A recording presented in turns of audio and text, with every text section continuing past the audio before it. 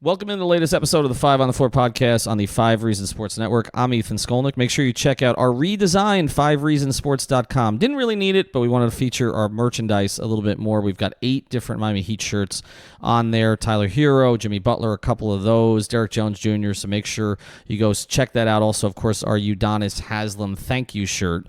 So 5reasonsports.com. Also doing episodes of 305 Live 2 or 3 times a week. Check out the at 5 Reasons Sports Twitter account for that. And we have a YouTube channel. A lot of you have found us on there, but we're going to be putting content from all of the sports on there as well as Heat content so that South Florida sports fans can find it. Before we get to today's episode, I want to tell you about one of the great sponsors of the 5 Reasons Sports Network, and that is Dutch Valley Farms.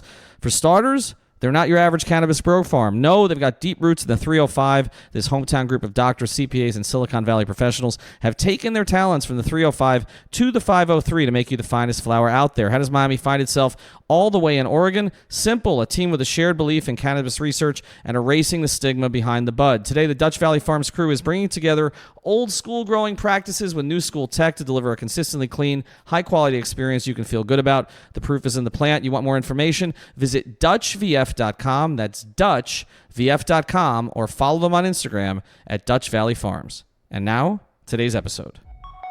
Welcome to 5 on the Floor, a Miami Heat and NBA podcast from Ethan Skolnick with Alphonse Sidney, a.k.a. Alf954.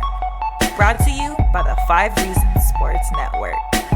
All right, Ethan Skolnick back here on 5 on the Floor. I've got Alphonse Sidney. You can follow him at Alf954. I'm at 5 Reasons Sports and at Ethan J. Skolnick. We come to you today because one of us passed out last night. Actually, 2 of us passed out. One of them is not with us right now. Alex Toledo. He's 22. He's got no excuse. I'm twice his age. I have an excuse. But basically, that game kind of put me to sleep, to be honest. Third quarter, things started to fall apart a little bit. I rewatched it this morning so we can comment on it. And, Alf, you kind of predicted this when we did the StreamYard, the streaming 305 Live before the game, that they might have a game like this in Denver. I thought that they withstood things pretty well in the first quarter, and then it started to fall apart. So what we're going to do today, I don't want to overreact to this. It's one game in Denver. That happens. But I do think we have found some things. We're like, okay, what are the weaknesses with this team potentially? And I think this is what happens. These weaknesses start to reveal. So let's start with number 1. Kendrick Nunn has had 2 bad games in a row. I said that I thought he might be scouting report proof because there's nothing that he does really poorly. But I do think the teams have figured some things out, Alf, one of which is if you crowd him a little bit and make him a passer, he's not as effective. What has happened to Kendrick Nunn the past couple games? Well, it looks like they're trapping him a little bit. Like you said, they're making him a passer. They're cutting off his driving lanes, and they're turning him into either a passer or a shooter. And they're also attacking him on defense and putting him in foul trouble. What we've seen so far, he's not that great of a defender. He's active. It's not like he's not trying. He has all the effort, but his angles are sometimes poor. He's not Justice. He's not Jimmy, right? He's not going to always be in the right place at the right time. So they're attacking him defensively. They're getting him behind on offense. He's chasing guys, and he's committing bad fouls. So it's limiting his minutes. And so when he's out there, I feel like he's pressing. He's not playing 25, 27 minutes a night because of the foul trouble. So he's pressing when he's out there. And by pressing, he gets himself into a lot of bad situations, like you said, that he has to pass out of. And he also hasn't proven himself to be the best passer. Do I think this will pass over a little bit? I'm sure it will. I also don't think he is, and I know a lot of people are super high on him. I don't think he's as good as he was the first 5 games, and I don't think he's as bad as he was the last 2. I think the answer's somewhere there in the middle, and I'm sure that, I don't want to say it, but water reaches its level, right? Well, and I think the question now, Alf, is he going to end up being, provided he's healthy, an 82-game starter for this team? And, we know Jimmy Butler is, we know Bam Adebayo is, and we've kind of wondered about, and we think Justise Winslow is, we've kind of wondered about the other 2 positions. It looks like Myers Leonard is there for now at the 4, and he had a really strong first quarter last night. But with with Kendrick Nunn, it looked like it. But if enough weaknesses crop up, then maybe this changes. I do know that one suggestion that was made a lot on Twitter today because of all the overreactions is maybe Tyler Hero is a better fit long-term in the starting lineup because he's a more natural spacer and maybe a more natural passer than Kendrick Nunn is. Not something we would have projected with Hero when he was drafted, but that's what it's proven to be. I do think there'll be more adjustments coming, but I wouldn't worry about it that much. I don't think he's looked like... He's rushed more than he did those first few games, but I don't think he's looked so overwhelmed. I think they're giving him something different to look at. It's his natural inclination is to try to be a scorer. And when teams start to take that away a little bit, then you see sometimes players, they have the yips. Yeah, and he's forcing it. And the one thing about Tyler, Christian Hernandez at I Can Be Your Hero on Twitter put some of this out there. The Tyler Goran lineups have not been very good. They have a really poor net rating. They have not played that well together. The defense suffers. So maybe a Nunn-Goran lineup would be more effective than a Goran-Hero lineup. So maybe that makes more sense putting Hero into the starting lineup because you saw what that starting lineup looked like with Duncan Robinson in there. I believe Tyler Hero's a better shooter than Duncan. Duncan's actually a better defender. Duncan's a lot more active. Duncan's in the right place at the right time a lot. But if you have Justise and Jimmy out there, it's not so much of a necessity that that third wing be a great defender. So you can actually hide Tyler's defense a little bit with Justise, Jimmy, and Bam on the floor. Myers is just thriving behind those three guys because he doesn't have to do much but be big. So Tyler would just have to be active on the perimeter, and I think they could hide him out there. So I do think that eventually we've always predicted Hero's going to be in the starting lineup. I think we're trending that direction. Yeah, we just didn't think it was going to be this way. We thought it might be Dion as a starter at the beginning of the season, and instead it ends up being Nunn. I think Nunn's going to get a pretty long look here. I think you're going to have 2 or 3 weeks of really poor play before a change is made, but I think you can see the beginnings of what might become problems. So let's get to number 2, which is Justise Winslow, and this is the ultimate overreaction on Twitter because when they play well without Justise, as they did against Houston, and then Justise comes back, there are certain people who are – I don't even think they're fans of the team. I just think – and we know who they are. They're just there to go after Justise or Bam or anybody who I guess they still view as competition for Hassan Whiteside, who's in Portland. I don't get it. But they're again, the reaction was pretty predictable. But let's be fair about this with Justise. There are certain things that I was hoping would look a little better right now. He had that tremendous first game, and even when he walked out of the locker room after the opener, he was joking with us about his mother wouldn't leave her dogs to come to Miami and all the rest.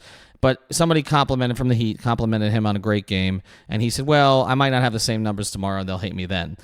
And I feel like that's what's happened. But I do think there are very specific things with Justise that need to improve. This thing where he gets him sway halfway in the lane and chucks the ball off the backboard, the finish, sometimes it seems to me like sometimes he's just too, I don't know, when he's close to the rim, he's just, there's not enough touch there. That's one of the issues. But I think another of the issues here is sometimes it's like he doesn't really have anything in mind. Like when Goran drives to the rim and when Goran was at his best, like you knew like Goran had a plan in mind for how he was going to finish. I feel like Justise just goes and then it's like, okay, and how far away am I from the rim? And that's frustrating because I do think he has the ability to get to the basket. But two things in particular, if he can't finish and he can't make free throws, then his ability to get to the basket is kind of wasted. Unless he's passing. And then we end up focusing on the three-point shooting, which is not the thing you really want to focus on with him. So I will say this, to be fair, there have been choppy moments in his last couple games that I thought were things that he improved, and you want to see him improve now as the season progresses. Really, a lot of what I see happening with Justise is him and Jimmy trying to figure out who needs to go and when. One thing, and I said it on another podcast, I've been pointing it out on Twitter, Spo is determined to never have a minute on the floor that doesn't feature Justise or Jimmy Butler. Justise comes out first. When Jimmy comes out second, Justise comes right back in. And when Justise comes back in, like you saw in the second quarter, I think he had 8 points in the second quarter, finishing around the rim. He looked really good. So I think it's just about them finding out how to play together. And I think they will. I mean, I think they're both really smart, both very deferential players, which can be an impediment at first because we saw it with, I know it's not the same level, but we saw it with Dwayne and LeBron. They defer to each other so much. At the beginning, it looks really, really clumsy. But I think once they figure it out, they'll be fine. My biggest concern with Justise is, one, the finishing around the rim, but we saw him improve in the same game. It's the shooting. And I'm not going to overreact to the shooting. What I am reacting to is how bad the shots look. Because the first few games, the shots were going in and out. Like, they looked like good shots. I was almost expecting them to go in. This last game, I didn't expect a single one of any of his jump shots to go in. He shot it off the top of the backboard. He had an air ball. I mean, it was just bad. So now it looks like he has the yips a little bit. And for a guy who's already struggled with confidence in the past, I don't like that. You know what I mean? And even the fact that he walked out of the locker room one day and said they're going to hate me tomorrow, it's in his head. So I hope that he gets past that. I'm pretty sure he will. I mean, the guy shot 38% from three over the last 2 years. I don't expect all of a sudden he forgot how to shoot. I think he just has the yips a little bit. He doesn't know right now exactly what his place is. When him and Josh Richardson got into a rhythm, they played great together. You even see now him and Goran play really well together because they know each other now. When they came back in that second quarter, that was Goran and Justise on the floor together. So I do think they'll fix it. I'm not going crazy, but we got to watch that shot, because if he just develops the yips and for some reason the free throw shooting goes out to the mid-range shooting and the three-point shooting, that's a real problem. Well, and the other thing is, it's not as much an issue after last night because Goran didn't play well either. But if Justise struggles, there's going to be more people calling for Goran to start, and then I do think that stuff still affects him, so that's not ideal. We're going to get to Justise a little bit more later on because of who they're playing after we do this podcast, and that comparison is always going to come up. Let's get the third one here, which is Jimmy Butler. I'm definitely not going to overreact to this, but he's still not shooting that well. And, and I feel like you say with Justise, I think with Jimmy, he's trying to be a good teammate to such a degree, and I appreciate it, but I want to see Jimmy have a game where he's just aggressive from go. We used to say that about LeBron all the time, right? LeBron trended towards unselfishness like Jimmy does. I mean, LeBron more than any player, and probably, other than Steve Nash, probably any player in NBA history. But with Jimmy Butler, I just want to see him, that first quarter he had the other night where he had 12, sustain it. Like, you're the best player on the floor. And I feel like as much as he told Chris Haynes that from Yahoo, like these MFers, forgot that I was a great basketball player. Well, sometimes we forget because there are times that Jimmy's on the floor and, yeah, the numbers are coming. He's getting some assists. He's getting some rebounds. He's defending his ass off, although his defensive rating last night was horrific. But, he's doing all those things. But offensively, it's like you'll go through a possession, he hasn't touched the ball more than once. And I do think for this team to get where it needs to go, your stars need to be stars. And so I really want to – maybe it doesn't happen against Phoenix. I think it might happen against L.A. That's Jimmy's kind of platform, but we'll see how much he's guarding LeBron. They're going to need Justise for that one to guard LeBron and pick up some of that responsibility. But I want to see Jimmy just go from the jump, okay, and sustain it. And I think that'll help him get in a rhythm that he hasn't gotten in so far offensively. Yesterday, an east to west travel game in Denver early in the year with rookies leading your team offensively was the game they needed Jimmy Butler to really, really, really step up. When that didn't happen, the first quarter was such an illusion because it was a bunch of Myers Leonard. I think he dropped, 12 in the first quarter? 10. All right, so they literally should have been down by 15 with 8 minutes left if it just wasn't for Myers going crazy. So, like you said, Jimmy coming out aggressive in that kind of game is what they need because they just have so many of these guys that they're relying on, the Duncan Robinsons, the Tyler Heroes, the Kendrick Nunns, that have just never been in this situation where they've been practicing and going through all this stuff in sunny South Florida, humid weather, and now they're in a mile-high altitude, and they look dead from the beginning. Jimmy you were kind of expecting him to step up, but I think he's still feeling his way. So that's why before the game, I really didn't expect a good game. Everyone was calling me a hater. They were saying I had no guts. I was like, listen, I got PTSD from Denver, all right? I've seen enough. I've seen the big three of that game in Denver. I've seen J.R. Smith drop, 50 on him in Denver? I've seen this movie before, and I know how it ends. So I wasn't even that I was hating or I had no guts. I just understand the difficulty in that game on that road trip and the fact that Jimmy Butler was not your best player last night you should have known to chalk that up to a loss right away. Well, he led the team in scoring for the first time, but he did it with 16 on poor efficiency. And I think why it's necessary for him to have a game here, he's come in here and he's set the tone from a work ethic standpoint. All right, now have a game where everybody on that team realizes why the work is worth it. Because you come out and have a game where he scored. He's not going to do this every night. It's not in him. He's not Dwayne in that regard in his prime. But like to have a game that's where he scores 28, okay, and he's consistently aggressive, the go-to guy from beginning to end. I think that helps add even more credibility with his teammates, so that they know they have that, right? Like if they're not having a night, they can go to Jimmy. I agree with you. I thought he had to have a game last night. Denver is arguably the toughest place to play in the league because of the altitude, because of the flying time. It's just not a convenient place. The airport is in the middle of freaking nowhere. It's just not. It's a tough trip. I did see the Big Three Heat won once there, the game they weren't supposed to win. I think it was the game Dwayne was hurt, but they had some nightmare games there, and he needed to be great, and he wasn't. We'll get to two other things here as we go forward, but I want to tell you about one of the other great sponsors of the 5 Reasons Sports Network, and that's the Seltzer Mayberg Law Firm. You can check them out at onecalllegal.com. That's spelled out O-N-E, calllegal.com. They handle cases from all over the state, and on that website, they've got someone there 24 hours a day. So you have an issue, you can begin to get it addressed and get to the right attorney. They've got an office right here in North Miami. They're all Miami sports fans. They follow the Heat, the Canes, the Dolphins, even the Marlins. Trust me, they follow the Marlins. So got to get out to Seltzer Mayberg Law Firm. Handle all kinds of cases, traffic tickets, personal injury, and just about everything else. onecalllegal.com. All right, let's get to the last two things here on our podcast. And the other guy who's been great from the start of the season has been Bam Adebayo. And he was not great last night. And they didn't start him on, this is now a trend, they didn't start him on Towns and they didn't start him on Jokic. They started Myers Leonard on to save him from foul trouble, and then he ended up picking up a sort of a cheap foul anyway.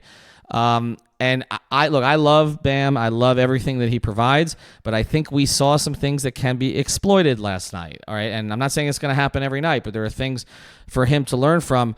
This is, we talk about Justise and kind of not having a plan at times offensively when he gets in the lane. I feel like Bam with that jumper, like not just, we're not talking 10 to 12 foot jumpers. We're talking 5 foot jumpers. Like he has to set his feet and shoot it. And he's got to be confident with it. And I feel like some of that's gone a little bit. Even the free throw form doesn't look quite like it did early in the season. You would talk about is Nunn going to get through this? I'm more confident than Bam's going to get through it than Nunn. There's somewhat of a track record with Bam. He went through some things last season, and he said having to play through it. He told me when I did the podcast with him, he said the fact that he could look at Eric Spoelstra and Eric Spoelstra wasn't taking him out at the end of last year made him more confident. So he's going to play through it. He's going to get his 30-plus minutes. He needs to be better than he was last night. And it was a really tough matchup with Jokic. You could see every time you would just expect Bam to just fly by Jokic. But Jokic is I don't understand the physics of what that guy does. Like, he stripped Goran Dragic in the open court. And honestly, I've never been so pissed off in my entire life, just to be quite honest with you. Like, I don't understand how a man that big, he's not moving fast. He's not doing I don't even know what he's doing. Anyway, he gets away with a lot of illegal screens, by the way, because everyone just thinks he's fat and lazy. So he's just allowed to lean his shoulder over because they know he can't move his feet, which it should be investigated by the league. So I'm going to write a letter. But anyway, when it comes to Bam just looked really uncomfortable against Jokic. And he just had one of those nights. And like, he was the second worst player on the team when it comes to plus minus. And Jimmy was the worst. Actually, Justise was only a -4. He was actually one of the best guys on the floor last night. Of course, Chris Silva was a +3 because he's a maniac and did not realize the game was out of hand and was still playing like it was a 2-point game left with 2 minutes in the fourth. But Bam, I'm not worried about. I am worried about the free throw shooting a little bit. I think the bug has caught the entire team. I think they're all thinking about it, especially after that game in Minnesota, after the game in Milwaukee, where basically they almost gave away a game on the road down the stretch. But listen, it's early in the season. It's a game in Denver. Like this is one of the ones you don't want to take too much away from, but you also don't want to ignore the trends, because the trends coming into last night's game told you it was going to be a rough game. Right, it did, and we're trying not to make too much of it because we have seen other teams with even more talent struggle there. But as we go into Phoenix, and this is the 5th one here, let's address this. Devin Booker had 40 the other night. This is always going to be the debate. If you look at that draft, Justise Winslow deserved to be picked in the top 10 because you look at how many guys. I think I did the numbers. I think 7 of the top 10 are no longer with their original team. I mean, one of them is really good, which is Porzingis. Okafor has resurrected his career in New Orleans, but most of them suck, okay? I mean, or are not great. Well, Kaminsky, Hezonia's had to bounce around quite a bit. I mean, most of them, Moutier, like, it didn't, I mean, Karl Anthony Towns and Josh Richardson, right? Like, who was drafted 40th. So Justice being drafted 10th, there's no shame in Justice being drafted 10th. He was a top 10 player in that draft. History has proven that, even with where he is right now. But Devin Booker was there. You hear Tyler Hero talking, Anthony Chang, I thought this was a good piece because I tried to get this out of Tyler. He didn't give it to me. He said Devin Booker is the guy who he's modeled his game after. Obviously, the Kentucky roots there, a lot of similarities, right? People are calling Tyler White Devin Booker. I'm not sure he's that much whiter than Devin Booker, actually, but that's what they're calling him. All right. I mean, is this going to go down? Devin Booker doesn't defend. We know that. That has not improved. The Phoenix Suns have been awful with him until this season, and I don't know that this is sustainable in the Western Conference. But are we going to look back at Devin Booker as a big miss for the Miami Heat, particularly because he was a Kentucky guy? I mean, listen, the whole Justice Better thing, I was on Heat Beat all the time when we made it up. It was always a fun thing. It's a little bit tongue-in-cheek because it all comes from the – do you know where it really comes from? No, it's not even really about Booker. It starts with Kobe. Because anytime you would praise anyone in the league, Lakers fans would jump on Twitter and say, better than Kobe? And like, no, I wasn't even talking about Kobe. What are you talking about? So it just became a thing when people start talking about Devin Booker, and we'd be like, better than Justice? And then it became Justice Better. So that's where it really comes from. So listen, I love Justise Winslow. I think the fan base, 85% of the fan base loves Justise Winslow, but we all recognize the kind of talent that Devin Booker is. So there's 12, what was he, your 13th pick? There's 12 teams that passed on him. There's also 12 teams that passed on Bam Adebayo. So, and Michael Jordan picked Frank Kaminsky over Justise Winslow. So listen, there's always going to be those type of things in the draft. Devin Booker is a superstar in the making, and Justise Winslow is always going to be a very, very solid guy, and he's always going to be on teams that are either in the playoffs or threatening to be in the playoffs because he's just a winning type player. But no, I'm not even going to say it. I can't say it. I'm not saying it. Justice Better. Say it. Here's that draft, by the way, for people who are curious on how this actually played out. So first overall was excuse me. Okay. It was 2015, correct? Yes, 2015. All right, so let's go there. So the first pick in the 2015 draft, if you did this all over again, you would do it exactly the same way, which is Karl Anthony Towns. D'Angelo Russell is on his third team, but has worked out all right, right? So he's number 2. Okafor is third, and total washout. Total washout until he got to New Orleans. Speaking of D'Angelo Russell, there's all these rumors that the Heat are going after him. I would tell you, I would rather have Justise Winslow as my point guard than D'Angelo Russell. The guy, he does not play defense at all, and I don't care what metric, what stat you're going to give me. D'Angelo Russell cannot play defense. Yeah, I wouldn't put much credence into that one, honestly. Jaleel, and that clip will be held against me later. Jaleel Okafor is now in New Orleans. He's kind of resurrected stuff. Porzingis obviously was a quality pick at 4, but not still with the Knicks. Hazonia, Cauley Stein now starting for the Warriors because they don't have anybody else. Moutier's been a washout. I mean, right now, that hasn't worked out very well. Stanley Johnson's been a washout. Kaminsky's been a washout. I would still take Justice over Miles Turner. I know some would disagree with me about that. I'm not a big Miles Turner guy. Trey Lyles, I would still take him over him. And then Booker. So, yeah, if you redrafted this thing and you were looking for strictly offense, Booker probably goes third, right? He goes behind Towns and Porzingis, I would say. Maybe Russell goes after that. But I think I don't have a problem with where Justice went. And then there's a lot of guys afterwards who've washed out. I mean, Oubre has resurrected his career a little bit. Rozier's gotten a lot of money. I'm not a big fan of him as a player. Sam Decker hasn't turned into much. Well, he certainly was top 10. You cannot say they overdrafted him. I mean, they obviously didn't overdraft Josh Richardson because he was 40th. So when you pass on a guy who's going to be in All-Star games, you're always going to be questioned for it. I don't know what they saw or didn't see in him. Obviously, they have 2 programs that they trust: Kentucky and Duke. Riley, bows at the mantle of Coach K and Calipari. He had a choice between a Coach K player or a Calipari player, and in that case, they took the Coach K player. I wonder if the fact that the Arisons history had anything to do with that, but they did, and I'm still okay with taking Justice. I just know obviously people are going to compare him to Booker. And I know what's going to happen on Twitter in this game. You know what's going to happen because Devin's going to have 35 plus and Justice may not have a stat line. And there's going to be this comparison if you had Devin Booker. And if they lose the game, and particularly if Justice is guarding him quite a bit, which is probably going to happen, this is what's going to be all out there. Yeah, and of course it won't be fair, but it is what it is, right? And then also let's not play hindsight 2020 here. Justise Winslow was a gift at number 10. He was projected to go higher than 10. So when he drafted him, the entire fan base was super excited. Danny Ainge wanted to give up his entire draft for Justise Winslow. So let's not do the revisionist history here and say that everyone thought we should pick Devin Booker at 10. That is not true. When the fan base found out that Justice was dropping to 10, it was like the anti-Tyler Hero reaction where everybody was losing their mind. They could not believe that Justise Winslow dropped that far. No, that's true. That's true. And the other thing when you look at it is the Heat fans, one of them takes Stanley Johnson if he was there. Right? I mean, you can't trust Heat fans one way or the other because you can't trust basketball fans one way or the other because we don't know how these guys are going to project. You just don't know. You can't trust scouts. I mean, right. I mean, again, Josh Richardson was 40th in that draft, and we'd seen him in college. I mean, he played heavy minutes at Tennessee, and they won the SEC tournament, I believe, that year, right? So I just think when you look at Justice, it's not all about the numbers, but I don't want to be an apologist here. He's got to play better than he's played the last couple times he's been on the court. He doesn't have to be like opening night Justice, but if he's going to be a long-term point guard for this team, he gets himself in the lane. Find a way to finish because that's costing him we talk about his stat line, and I don't need his stat line to be 27, 7, and 7, but the stat line would look a lot better if he finishes 2 of those layups and he's added 4 points and maybe gets fouled on one and it's 5 points. Than it looks right now. All right, so we'll have another podcast after the Phoenix game. Hopefully, we will all not fall asleep. It's a 9 o'clock Eastern start.